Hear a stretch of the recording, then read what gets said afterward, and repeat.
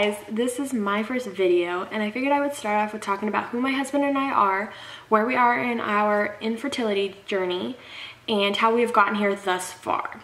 You also might see me look down. It's because I've got a few notes over here about what I want to talk to you guys about, and also to keep myself on point and not stray too far from the topic that you get bored and you leave.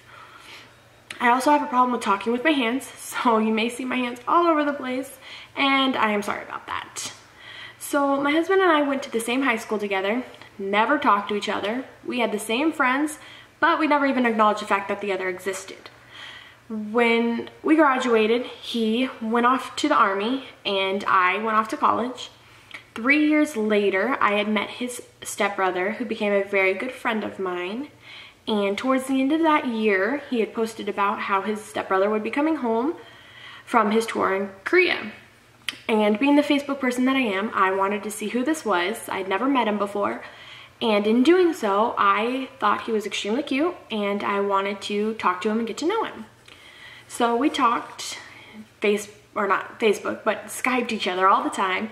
And about a week and a half, 2 weeks later, we decided we wanted to go ahead and take our relationship to the next level. And so we did. About 3-4 weeks after we started our relationship, he came home from Korea, and that was the first time I'd ever actually met my husband physically. That was at the airport when I was on my way to pick him up. So then about 2 weeks later, he was to be leaving to his next duty station, and I decided I was going to pack up my life in our hometown and move with him across the country to be with him. So I think about a week after we had moved there, I had to come back home to tie up some loose ends before establishing my life in this new town. While I was on my plane to get to our hometown, my husband was already on the phone with my mother and my father to get my hand in marriage. They both said yes, and on my way home, he met me at the airport in full ACUs and got down on one knee, told me how much he loved me and wanted to spend his life with me, and asked if I would marry him. And of course I said yes. Now, some of you might think that that was really quick. You guys may think it's weird that we established a relationship over the internet, and I would too, but I wouldn't change it for the world. I wouldn't change the fact of how fast it went. I wouldn't change for the fact of how it happened. He's my best friend. He is the love of my life, and I couldn't imagine spending my life with anybody else. So a year and a half later, we got married and decided right after our wedding we were going to try to expand our family and have a baby. In September, I had a doctor's appointment to check out my uterus to see if I had a heart-shaped uterus like my mom, who, because of her uterus, any pregnancies that she had, the baby would always be right side up, and that would cause for her to always have a C-section. And I wanted to know, just so I had a heads up, if that was something I had to look forward to when we did get pregnant. At this appointment, they checked out my ovaries and noticed that I had a lot of little follicles growing, which isn't a good thing.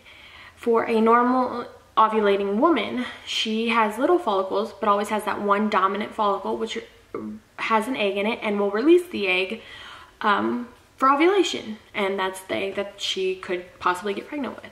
I wasn't having that. So we had done tests and come to the conclusion that I do have polycystic ovaries, which was going to make getting pregnant a little bit harder for me. With that diagnosis, the doctor told me that we could go ahead and start medications if that was what we wished. After having a talk with my husband, we decided we were going to wait the rest of the year and see if we could get pregnant naturally. That didn't happen. So in January, we talked about it and decided that we were going to go ahead and do some of the medications that my doctor had set up for us. I did my first round of Clomid in January. No trigger shot, nothing like that. Didn't get pregnant. I responded to it, but not as well as I'd hoped. We did that in total 4 times. The 3 other times all had trigger shots with them. Never got pregnant. One of the last sets of Clomid that I did, I actually got extremely depressed and miserable, and decided that enough was enough. This wasn't working. We were not going to keep going. So that August, we decided to go to a specialist and see what they could do. So he ran all of my blood work to see how everything was. Let me just say, if you're afraid of needles, you won't be after this. So my testing all came back pretty good. My AMH came back relatively high, which could be a good thing and a bad thing. It's a good thing because it means I have a lot of eggs in my reserves, which means I won't have issues with producing the eggs that I need to eventually get pregnant. But at the same time, it could be a problem because with them putting me on medications, I could hyperstimulate, which could cause some serious problems. So in November, after all of our blood tests and all that fun stuff came back, we went ahead and started our first set of stimulating hormones. I was put on Lupron for 3 weeks, which basically just put my ovaries into a resting state so they weren't overworked when we finally did start stimulating hormones. 3 weeks later, we started Follistim and Minipure, the worst shot ever, I think. My Follistim was at 75 IUs and my Minipure was also at 75 IUs. We did that for 6 days. My ultrasounds came back great. I had 4, by the time we had triggered, I had 4 eggs and that he thought that would ovulate. 2 of which were of a really good size. The other 2 were in the middle, but he figured by the time we had ovulated after the trigger shot, they would grow enough to where we would release any eggs that could possibly be in that follicle. That was no success. So we decided with holidays coming back up in December and our vacation that we were taking in January, we would take the next 2 months off. Much needed. So here we are, February, well, almost February, and we have decided that we're going to go ahead and jump back in the game.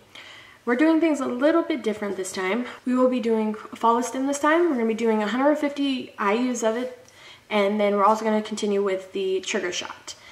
Another thing that we're going to introduce this cycle is the IUI. Since my insurance covers it this time, we figured why not?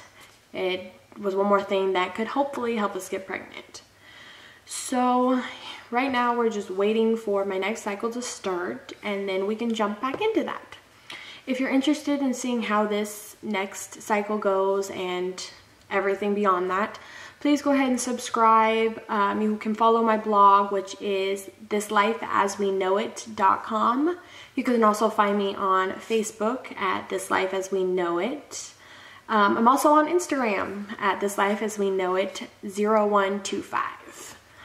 Thank you for watching, and I hope you guys follow, and I hope you learned something from my channel later down the line or even today.